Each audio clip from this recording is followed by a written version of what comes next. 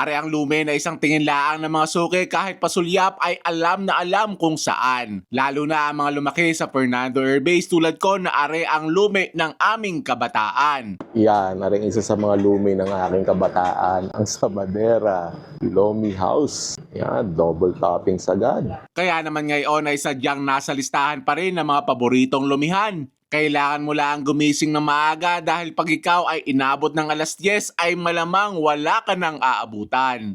Yan na rin ang isa sa most recommended na Lomi sa ating 100 Lomi for 2026 series, ang Sabadera. O init, aray ko, nakita nyo naman yung itsura ng Lomi. Magigets nyo rin kung bakit, lalo na pag double toppings. May giniling na baboy, yan o, giniling na baboy, madami. May kikiam, may bola-bola, at may atay. Sa ilalim niyan, yun o, yan ang mga lumi. Ang ganda ng lumi ah. Yan, lipat na natin sa plato. Excited na ako. Ariyan, tagal na akong hindi nakakakain din eh. Siguro may 10 taon na. Yan. So first bite natin, sasamahan natin ng may giniling muna. Ang ganda ng pagkakalapot nyo. At kita nyo naman, asbok na asbok yan. First bite. Thank you, Lord.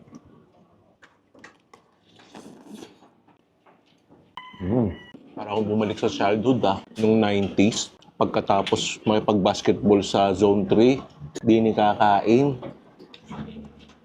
Ay, yan talaga, ganyan talaga ang Lomi natin eh.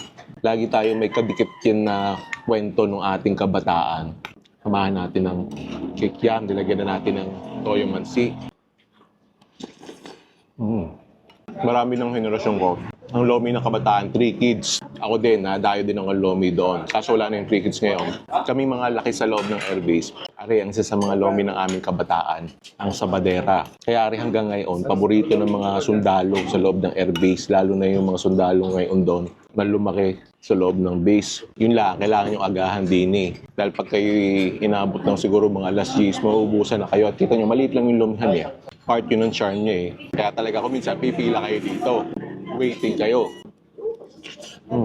Kahit matagal na akong hindi nakakakain din eh.